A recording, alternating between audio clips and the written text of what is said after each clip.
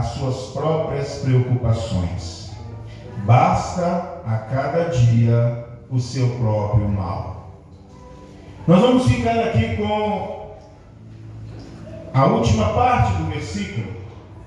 Basta a cada dia o seu próprio mal.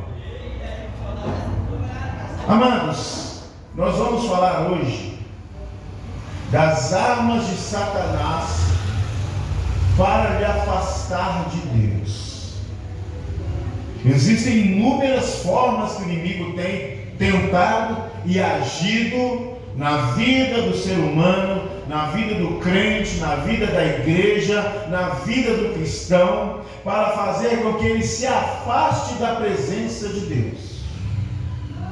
E eu vou citar aqui algumas para que você se aperceba, ou para que você veja se você se encaixa em uma dessas ciladas que o inimigo tem preparado. Às vezes a gente acha que sabemos de tudo, temos a sabedoria, já aprendemos muito, mas a gente tem que aprender alguma coisa, como diz a Bíblia. Aquele que julga saber, ainda não sabe como convém saber. A palavra do Senhor diz isso. Então nós vamos falar aqui hoje sobre as armas de Satanás para lhe afastar de Deus. Amém? Certa vez eu li um livro, eu não me recordo o título, mas eu me recordo muito bem dessa frase que dizia que Satanás não está preocupado em saber se você sabe se ele existe ou não. Ele não se preocupa se você, eu sei que Satanás existe, eu não sei que Satanás existe. Ele não está preocupado em saber se você sabe se ele existe ou não. Ele não está preocupado se você o conhece ou não o conhece. Ele não está preocupado em saber se ele tem chifre ou não tem. Satanás não está preocupado em saber se você sabe se ele tem um tridente ou não tem. Satanás não está preocupado com isso. Você sabe qual é a preocupação de Satanás? A preocupação de Satanás é fazer com que você se afaste da presença de Deus. É esse o propósito de Satanás. Fazer com que você e eu nos afastemos da presença de Deus. Porque se ele tem êxito em nos afastar da presença de Deus, nós ficamos vulneráveis a ele. E ele pode nos atacar. E ele pode nos atingir. Então é essa a preocupação maior de Satanás, em fazer você se afastar da presença de Deus. Esse é o único propósito do inimigo. Então, nós vamos ver aqui como é que ele faz para fazer com que você se afaste da presença de Deus. E como é que ele faz para conseguir isso? Desviando a sua atenção. Satanás ele vai desviar a sua atenção daquilo que realmente importa. E o que realmente importa na sua vida? Deus. Deus é a única coisa que realmente importa na vida do cristão. Então Satanás vai fazer de tudo para desviar a sua atenção de Deus. E o pecado é o quê? É errar o alvo, é desviar-se da presença de Deus, é se desviar da palavra de Deus. E como é que nós nos desviamos do alvo, que é a palavra de Deus? É quando a gente é atingido pelo engano, é tirar a nossa atenção. O inimigo faz nós perdemos a atenção naquilo que importa, faz a gente perder o foco. E ele usa várias situações para fazer com que você e eu percamos o foco. E a primeira delas é usando as obrigações do dia a dia ou da nossa vida cotidiana. Ele vai usar armas para te atarefar, ele vai usar situações para fazer você ficar atarefado, cheio de coisas para fazer, para que você não tenha tempo de pensar nas coisas de Deus e nem tampouco você pensar no próprio Deus. É quando você está ali naquele momento de descanso, E aí você começa a pensar na igreja, você começa a pensar na palavra de Deus, começa a lembrar de um capítulo, de um versículo, você começa a cantar um louvor, uma adoração, aí vem uma coisa, vem uma situação, vem uma pessoa e fala: olha, eu preciso fazer isso aqui, olha, eu preciso que você faça isso aqui para mim. Ou você está ali no ônibus, coloca um fone de ouvido, começa a adorar a Deus, começa a ouvir uma mensagem, aí uma imagem, uma situação te desvia o olhar e você perde o foco e você começa a ficar vendo aquela situação. O inimigo, ele vai te atarefar, ele vai te dar serviço para que você desvie o seu foco. Ele vai usar o seu emprego, ele vai usar seus amigos, ele vai usar todo e qualquer tipo de pessoa para fazer com que você se desvie do seu propósito, do seu foco, que é Deus. Ele vai enviar pessoas para te irritar, ele vai enviar pessoas para te seduzir, ele vai enviar pessoas para te enganar. Ele vai fazer de tudo para desviar a sua atenção. Então, a primeira forma que o inimigo usa, a primeira armadilha que o inimigo usa é desviar a sua atenção, te atarefando com coisas para fazer você perder o foco. Às vezes você está lá, não, quando chegar no sábado, eu vou separar ali umas 2 horas para mim ler a palavra de Deus. Ou vou separar 1 hora ali para mim entrar em um período de oração, de consagração. E aí quando chega naquele período, naquele horário, chega uma visita na sua casa, aparece um programa ou um filme que você quer ver, alguém te convida para fazer alguma coisa. Isso tudo são armadilhas do inimigo para fazer você perder o foco e assim se afastar da presença de Deus. Ele vai usar o trabalho, fazer com que você fique um pouquinho mais além, para perder um culto.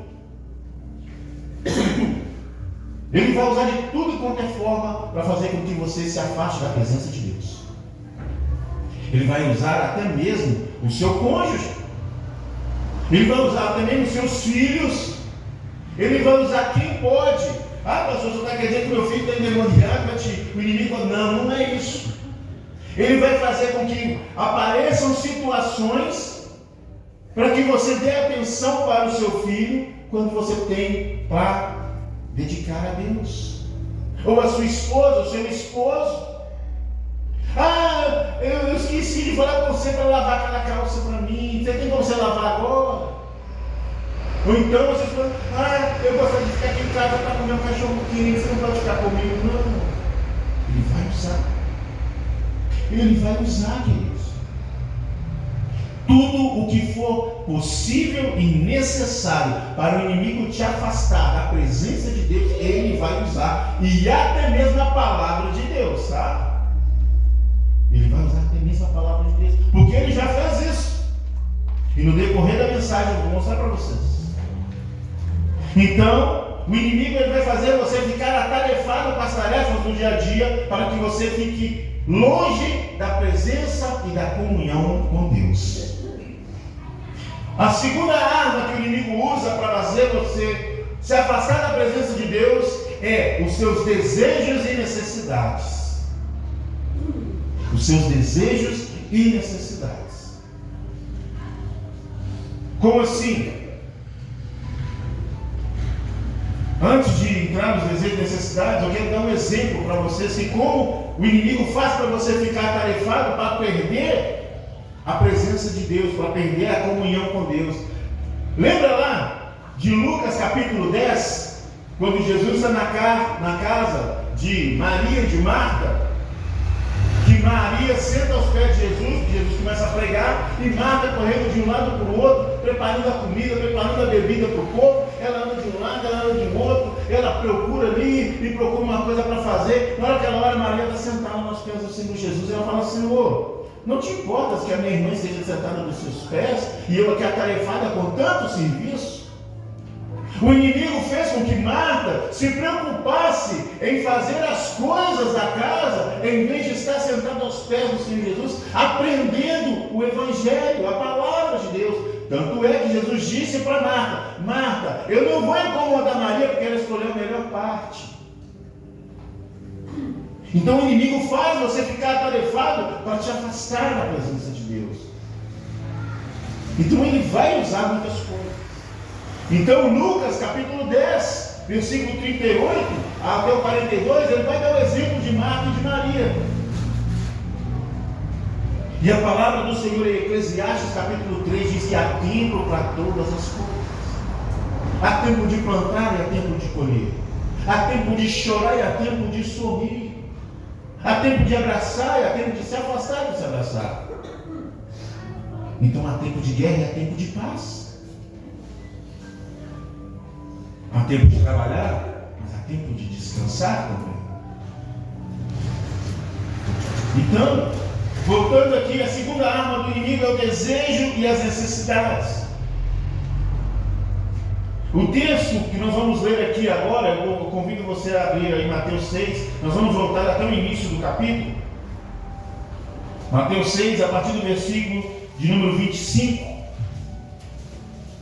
Mateus 6, 25. Vai falar das preocupações da vida, né?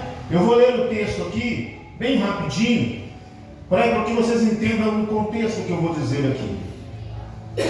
Portanto, eu lhes digo, não se preocupe com a sua própria vida, quanto ao que comer ou beber, nem com seu próprio corpo, com quanto a vez de vestir. Não é a vida mais importante do que a comida, e o corpo mais importante do que a roupa?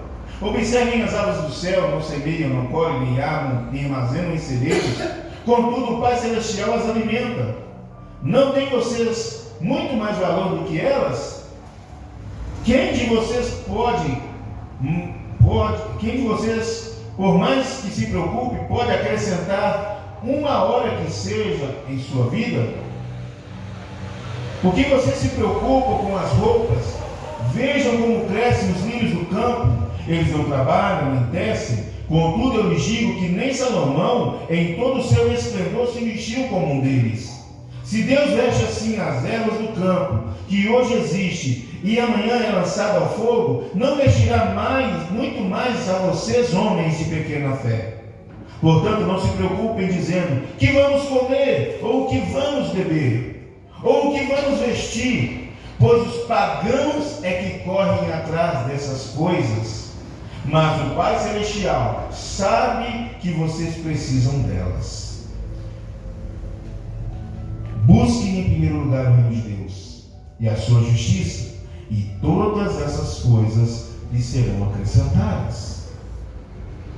Às vezes nós ficamos reféns das nossas necessidades, das nossas preocupações. Meu Deus, eu tenho que pagar aquela conta, eu tenho que comprar aquele carro, eu tenho que comprar aquela roupa, eu tenho que comprar aquele tênis, meu Deus do céu, eu tenho que comprar aquele vestido, e eu não sei o que eu faço.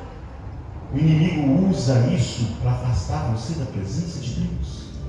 Ele vai te dando preocupações para que você não se preocupe com aquilo que realmente interessa.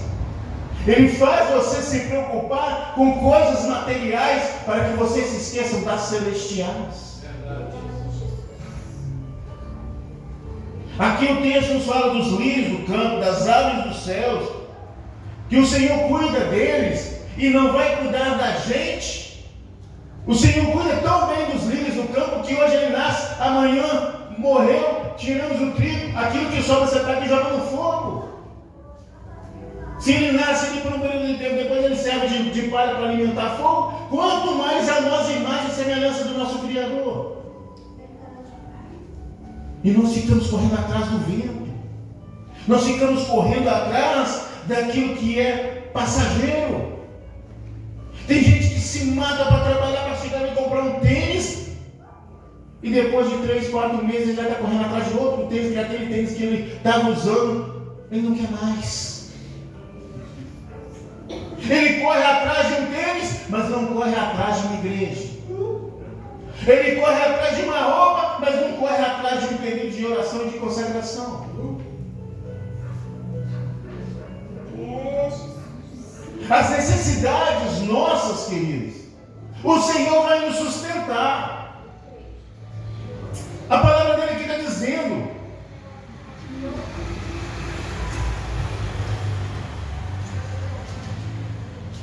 portanto, não se preocupe dizendo que vamos comer, que vamos vestir. Ou o que vamos beber? Pois é os pagãos que correm atrás dessas coisas. O que é isso, os pagãos? As pessoas que não creem. As pessoas que não têm um Deus para servir. As pessoas que não acreditam num Deus. Aquele que qualquer coisa para ele se prostra e adora. Tem gente que se prostra diante de um carro, tem gente que se prostra diante de uma casa, tem gente que se prostra diante de uma roupa, tem gente que se prostra diante de um celular. São os pagãos que correm atrás dessas coisas. São pessoas que não têm Deus na vida dela, que vivem se afastando de Deus e se aproximando desse tipo de coisa. Isso significa o quê? Que ele larga o celestial, ele larga o espiritual para correr atrás do que é passageiro, do que é transitório, que hoje existe, amanhã já não existe mais. Isso é uma arma que o inimigo tem usado para fazer você se afastar da presença de Deus. É uma festa, é um programa, é ficar em casa com a família. Se você sabe que tem hoje, sexta-feira, às 8 horas da noite é dia de culto, de cultuar o Deus que te sustenta, que deu tudo aquilo que você tem, a vida que você tem, o ar que você respira, foi Deus quem te deu. Você vai deixar de vir à igreja, de cultuar esse Deus, para ficar em casa com a família que o próprio Deus te deu? Você tem que honrar a Deus, para que o Senhor honre a sua família. Você não tem que honrar a sua família para que Deus te honre. É o contrário. Você honra a Deus para que Deus honre a sua família. Tem gente que está honrando a família para que Deus possa abençoar. Ele tem que honrar a Deus. O que o Senhor disse para Abraão? Sai da tua terra, do meio da tua parentela. Deus mandou Abraão sair do meio da família dele. E vai para uma terra onde eu te mostrarei. E Deus fez o que com Abraão? Honrou Abraão. Honrou Abraão. Se Deus honrou Abraão, Ele vai honrar você também. Se você fizer a vontade de Deus, se você estiver próximo de Deus, você vai receber as promessas de Deus. Mas se você ficar longe de Deus, meu querido, sinto muito em te dizer, você não vai receber absolutamente nada. Verdade. Você não vai receber absolutamente nada. Olha o que diz lá no final do versículo. Mateus 6,34. Ele diz assim no final do versículo: portanto, não se preocupem com o amanhã, pois amanhã trará suas próprias preocupações. Basta a cada dia o seu próprio mal. A gente já tem preocupações demais durante o dia. A gente fica procurando mais ainda. Já basta o dia a dia que a gente vive, o nosso trabalho, já basta as preocupações dentro de casa, com filhos, com esposa, com esposo, já basta as preocupações das contas que temos que pagar, ainda vamos procurar mais preocupações ainda. O inimigo vai jogando em cima da gente um monte de coisa e a gente vai engolindo aquilo tudo. Eu tenho que pagar minha conta. Não, amanhã vem essa prestação. Não, minha esposa vai fazer aniversário. Não, minha filha vai fazer os pequenos. Não, eu tenho que pagar a escola. E acabou o dinheiro do gás. O Senhor diz: se Ele alimenta as aves do céu e veste os lírios do campo, Ele não vai cuidar de você, abençoado. Para que você está correndo atrás disso tudo?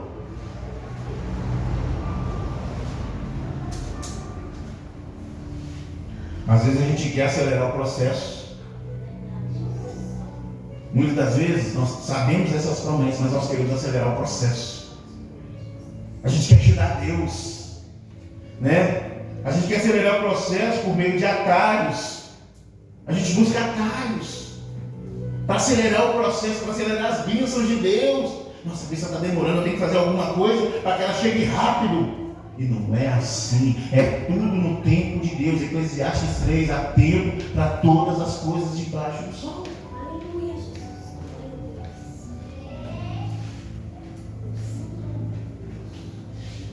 Tem gente que está se preocupando com tanta coisa no mundo, que ele esquece do que está escrito em Marcos, capítulo 8, versículo 34. Abre lá a palavra do Senhor, Marcos, capítulo 8, versículo de número 34.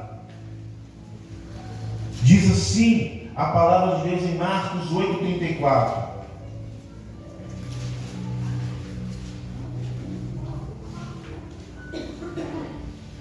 Ele chamou a multidão e os discípulos e disse: se alguém quiser acompanhar-me, negue a si mesmo, toma a sua cruz e siga-me.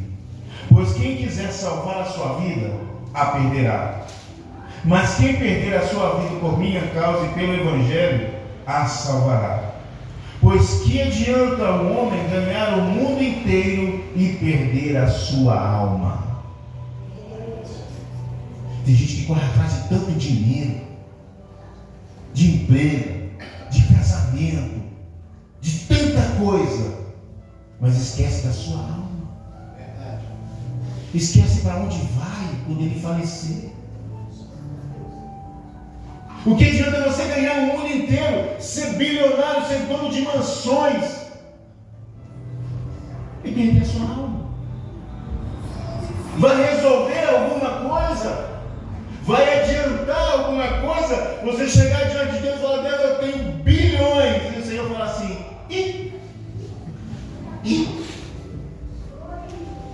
eu sou dono do olho da prata. Vai adiantar alguma coisa?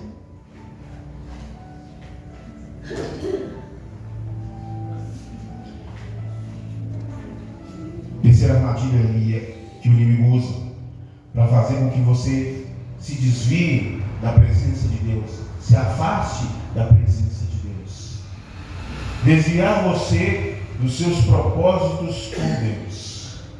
O inimigo vai fazer de tudo para desviar os seus propósitos com Deus. Você chegou na igreja e falou: Senhor, a partir de hoje eu vou fazer isso, eu vou fazer aquilo, eu vou me dedicar em oração, eu vou me dedicar na sua palavra, eu vou orar, eu vou jejuar, eu vou me consagrar.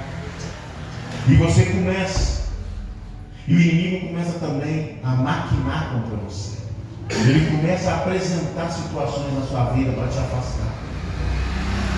Na hora que você está lá sentado, orando, jejuando ali, o inimigo começa a colocar aquele vizinho, colocando aquele churrasco lá do outro lado da parede para você sentir o cheiro. Na hora que você está orando, ele começa a colocar aquele funk do demônio lá para te fazer destabilizar. Ele vai fazer de tudo para te tirar a sua atenção, para fazer com que você perca o seu propósito.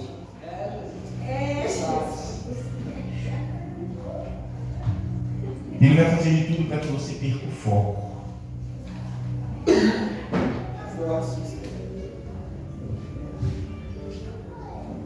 Voltem comigo lá em Mateus, capítulo de número 4 agora. Essa parte é interessante, meus queridos, porque nós temos Jesus como nosso exemplo. Nós temos o Senhor Jesus como nosso mestre. E nós devemos seguir aquilo que Jesus fez. Devemos fazer aquilo que Jesus fez. Mateus capítulo 4. Todos conhecem essa parte da tentação de Jesus? Jesus tinha um foco. Jesus tinha um propósito.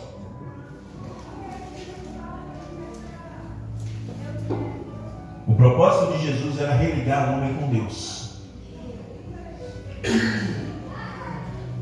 Ele morreu para que nós nos reconciliássemos com o Senhor Jesus, com o Senhor nosso Deus. Jesus é a ponte que nos liga a Deus. Por isso que ele diz que ninguém vem ao Pai senão por mim. Então, em Mateus capítulo 4, a tentação de Jesus, o inimigo utilizou de 3 formas para fazer com que Jesus perdesse o seu foco, perdesse o seu propósito. Ele usou 3 armas aqui para fazer com que Jesus perdesse o foco. E qual era o foco de Jesus? A salvação da humanidade. O inimigo ataca Jesus primeiramente na área física. A primeira arma que o inimigo costuma atacar o crente é na arma física, na área física, quer dizer. Como? Aqui ele usou uma necessidade humana, uma necessidade do ser humano, que é a fome. Ele disse para Jesus: olha, está vendo essas pedras? transforme elas em pães. Ele usou uma necessidade fisiológica, uma necessidade básica do ser humano, que é a alimentação. E quantas vezes nós fazemos um propósito de Senhor, eu vou jejuar, eu vou me consagrar, e nas primeiras horas você quebra o jejum. Isso acontece. Eu não estou brincando, não, é sério. Quando você começa um jejum, te chama para um churrasco, te chama para uma festa de aniversário, tem docinho, tem manjar, tem bolo, tem torta, tem caldo de mandioca, e você fica, Senhor, tem misericórdia. Ele vai usar a sua necessidade fisiológica.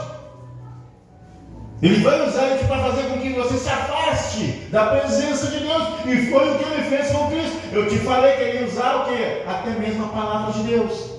Foi nessa hora aqui que o inimigo usou até a palavra. Como é que ele usou a palavra então, pastor? Ele usou a área intelectual, a inteligência. Ele mexeu no psicológico de Jesus. O que ele disse? Olha, se tu és o filho de Deus, e Jesus sabia que era o filho de Deus, olha, joga daqui de cima lá embaixo, os anjos não vão te pegar. Não vai deixar você tropeçando em nenhuma pedra. Joga daqui de cima lá embaixo. Às vezes o inimigo vai usar a própria autoridade que você tem para que você possa se afastar da presença de Deus. Ele vai fazer com que você tente o seu próprio Deus. Ele usou essa autoridade que Jesus tinha. Se Jesus quisesse, ele podia falar: Senhor, manda os teus anjos para me apartar dessa queda. Ele podia fazer isso. Mas o que Jesus disse para Satanás? Não tentarás o Senhor teu Deus. Na primeira vez ele diz: não só de pão viverá o homem, mas de toda a palavra que vem da boca de Deus. Então, não só de pão viverá o homem. Então, não é só das suas necessidades físicas você vai sobreviver. Não é só você comendo todo dia você vai sobreviver. Não é só você bebendo água todo dia você vai sobreviver. Não, tem algo mais ainda. Mas de toda a palavra que vem da boca de Deus. Porque além de você alimentar o seu corpo, você tem que alimentar o seu corpo espiritual também. E ele usou da autoridade de Jesus. Ele mexeu no intelecto, no psicológico. Ele usou a lógica contra Jesus. E Jesus usou a palavra contra Satanás.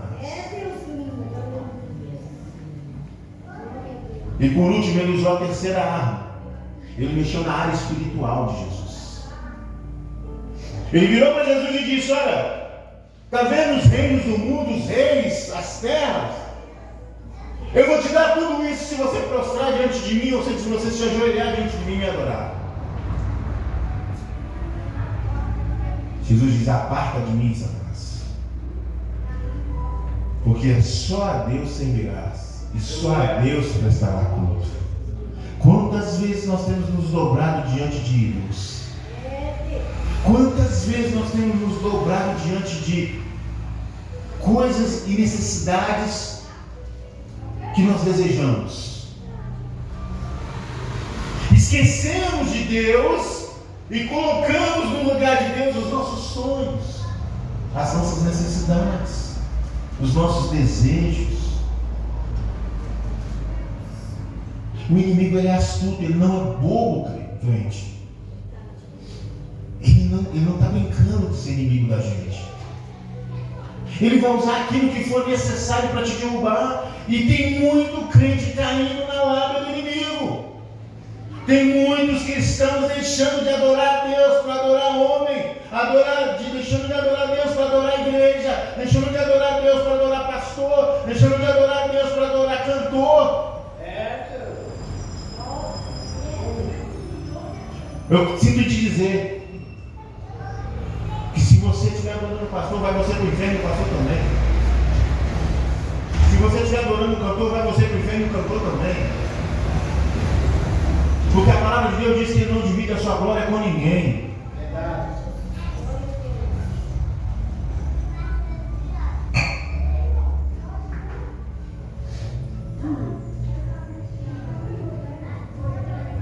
qual é a consequência dessas situações? Sabe qual que é a consequência da gente viver caindo nas armadilhas de Satanás? A Bíblia nos mostra. A Bíblia nos mostra e fala para que nós tenhamos exemplos a ser seguidos ou exemplos para não podermos seguir. Ele te dá um manual: olha, se você fizer isso vai dar certo, se você fizer aquilo vai dar errado. Então abra comigo a palavra do Senhor lá em Ageu. Agora eu quero ver. Ageu. Onde fica Ageu? Volta aí a palavra do Senhor. Se você está lá em Mateus, volte aí dois ou três livros que você vai voltar em Ageu. Já estou terminando.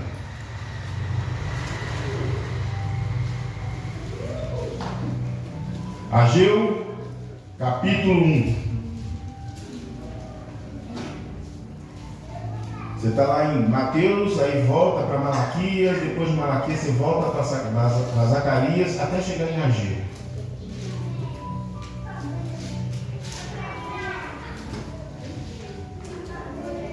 Essa é a consequência de quando a gente larga as coisas de Deus, se afasta de Deus para viver aquilo que o inimigo coloca diante de nós. Todos acharam Ageu capítulo 1? Amém. Só tem 2 capítulos, Ageu. É pequenininho o livro. Diz assim a palavra do Senhor. Eu vou começar pelo versículo de número 2, amém? Assim diz o Senhor dos Exércitos: este povo afirma, ainda não chegou o tempo de reconstruir a casa do Senhor. Por isso a palavra do Senhor veio novamente por meio do profeta Ageu. Acaso é tempo de vocês morarem em casas de fino acabamento, enquanto a minha casa continua destruída?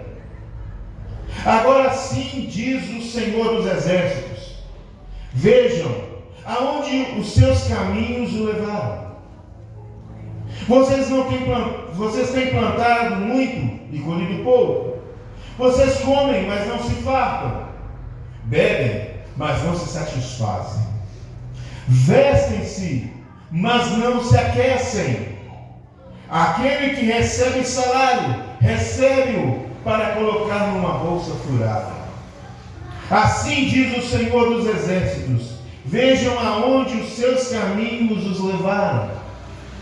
Subam ao monte para trazer madeira. Construam o templo para que me alegre e nele seja glorificado, diz o Senhor. Vocês esperam muito, mas eis que vem pouco. E o que vocês trouxeram para casa, eu dissipei com o sopro.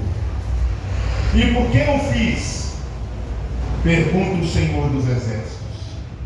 Por causa do meu templo, que ainda está destruído.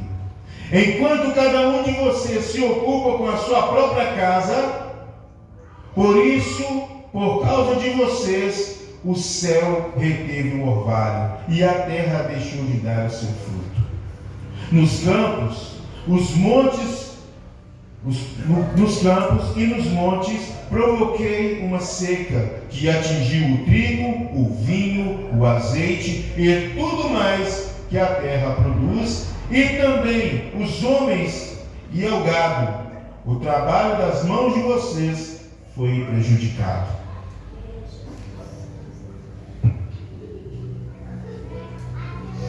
O que aconteceu aqui foi que o povo de Deus, ele tinha recebido uma autorização do conquistador da Babilônia, o rei Ciro, para voltar e reconstruir o templo do Senhor em Jerusalém. E aí eles começaram a reconstruir. Quando eles fizeram a fundação do templo, outras pessoas, os samaritanos ali ao redor e outros povos, começaram a pressionar o rei e começaram a perseguir o povo, a questionar o povo por que estavam reerguendo aquele templo. Porque caso vocês não saibam, quando um povo começa a se erguer, ele começa a se erguer na questão religiosa. Os romanos, quando conquistavam as nações, eles mexiam em todas as áreas daquela terra que eles conquistavam, mas uma área eles não mexiam, na religião deles. Eles deixavam eles cultuar os seus deuses, mas implantavam os seus deuses no meio do povo. Eles não mexiam na área religiosa, porque é uma área muito, como eu posso dizer, é uma área muito sensível. Mexe na religião do povo, você vai ver lá a guerra que se arruma com eles. Vai lá no meio do pessoal muçulmano e fala de Jesus para você ver. Eles te matam na mesma hora. Então, o povo de Israel recebeu a volta a reconstruir o templo de Jerusalém e eles reergueram toda a fundação. E ficaram felizes, porque estavam reerguendo o templo do Senhor. Mas houve as perseguições. Houve aquele povo que se levantou contra. Sabe o que o povo de Israel fez? Se esqueceu do templo do Senhor e foi procurar resolver seus problemas. Eles deixaram de construir a casa de Deus para construir as suas próprias casas. E aí o Senhor manda o profeta Ageu para dizer isso para eles. Veja onde o caminho de vocês os levou. Veja onde o afastamento da igreja levou a igreja. Veja o afastamento da igreja com relação a Deus, onde levou a igreja. Hoje tem homens dizendo que a Bíblia precisa ser reescrita, porque a igreja se afastou de Deus. O povo está se afastando do seu Deus e começa a ir por caminhos aonde não deve ir. Começa a ter pensamentos que não devem ter. Por quê? Porque o Satanás tem levado essas pessoas a perderem o foco. Tem desviado a atenção da igreja para coisas materiais em vez das coisas espirituais. E isso aqui, o livro do profeta Ageu, serve-nos de base para ver como é que está agindo a igreja hoje. A igreja hoje praticamente, você pode falar que a igreja não é mais a noiva do Cordeiro, porque a noiva tem agido de tal forma que nem o noivo a reconhece. A igreja tem andado por cada caminho, tem feito cada coisa que tem envergonhado o nome do noivo. E foi exatamente o que o povo de Israel fez contra Deus.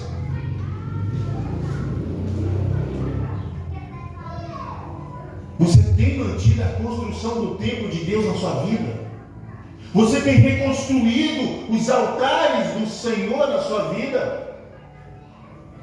Fazendo uma analogia, você tem sido um templo de Deus que tem sido reconstruído? Como assim, pastor? Você tem dedicado a sua vida em oração? Você tem dedicado um período da sua vida, uma hora da sua vida, ou um momento do seu dia para ler a palavra de Deus, para orar, para jejuar, para se santificar, para se consagrar? Você tem tentado reconstruir os altares do templo que é você? Que a palavra do Senhor diz que o Espírito Santo habita em nós, que somos templo do Espírito Santo. Mas em que situação se encontra esse templo? Em que situação se encontra você, crente? Será que o Espírito Santo está habitando num templo bem feito, bem reconstruído?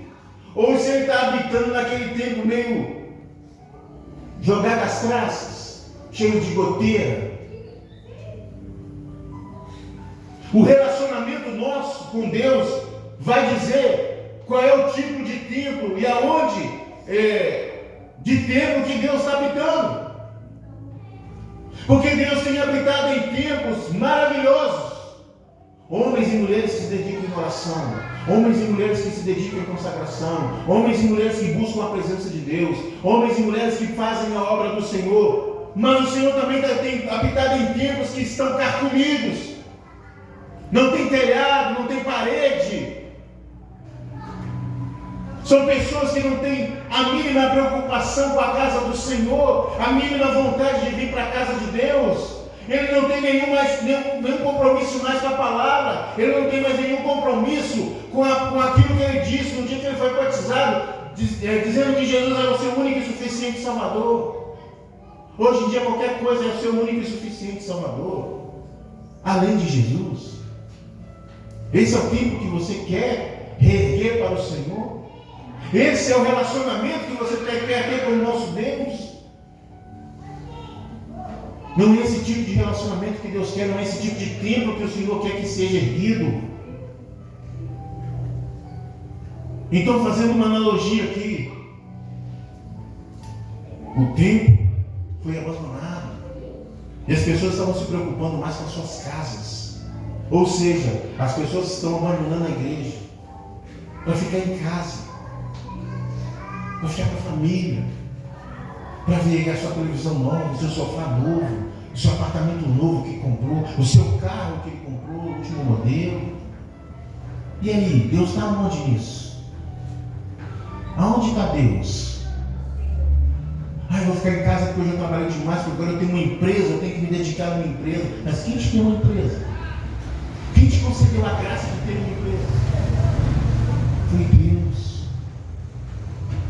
Às vezes Deus nos concede algo e nós trocamos esse algo e colocamos esse algo no lugar de Deus. Deus nos concede um emprego, colocamos o emprego no lugar de Deus. Deus nos concede uma casa, colocamos a casa no lugar de Deus. Deus nos concede um carro, colocamos o carro no lugar de Deus. Deus nos concede uma esposa, colocamos a esposa no lugar de Deus. Deus nos concede um esposo, colocamos o esposo no lugar de Deus. São armas e estratégias que o inimigo tem usado contra a igreja e tem sido eficiente. Quantas famílias deixaram de vir para a igreja porque conquistaram algo novo? Quantas famílias deixaram de vir para a igreja porque foram ter um pensamento diferente de outras igrejas e começaram a mudar os seus pensamentos, se afastando dos princípios do Evangelho? Quantas pessoas e quantas famílias que hoje não cultuam mais a Deus na igreja? A esposa quer vir para a igreja, o marido está vendo futebol, o filho saiu com a namorada, a filha foi para a casa da colega, o outro filho não sei, foi para a casa de não sei quem, e nem vai sentar na mesa para comer, toda a família junto, as pessoas sentam para comer mais. Porque cada um está se preocupando com si próprio. Ninguém mais se preocupa com a casa de Deus. Se aparecer qualquer coisa na hora do culto, aquilo fica no lugar do culto. Só que eu quero dizer para vocês que o Senhor não divide a glória dele com ninguém. E que no dia que estivermos diante do trono branco, o Senhor vai dizer: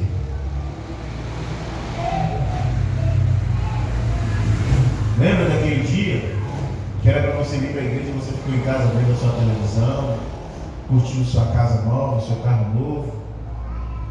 Era para você trazer sua família para a minha presença, você ficou em casa? É por isso que a palavra de Deus diz que nos últimos dias haverá choro e ranger de dente. Porque as pessoas vão chorar e se arrepender dos pecados que elas cometeram contra Deus, mas não vai ter mais oportunidade de salvação. Outras pessoas vão ranger os dentes de raiva. Por quê? Porque eles vão ver a burrice que eles cometeram, eles vão ficar pirados consigo próprio. Como eu pude negar isso? Como eu pude ser tão boca aberta? Acabei perdendo a salvação de Deus. Mas por quê? Porque o inimigo usou de suas armas e você não vigiou. Lá em casa, às vezes, chega pessoas em casa, né? Se chega alguém lá em casa, a gente tem um compromisso na igreja, ou a pessoa vem com a gente, ou ela tem que ficar lá em casa e esperar a gente voltar. Sabe por quê, queridos?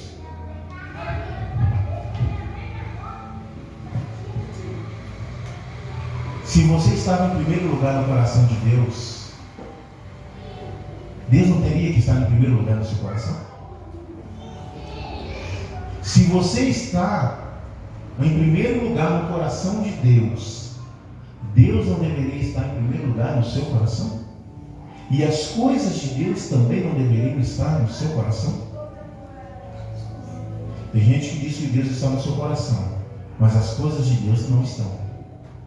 Ah, Deus é o meu Senhor, é o meu Deus, o único e suficiente Salvador.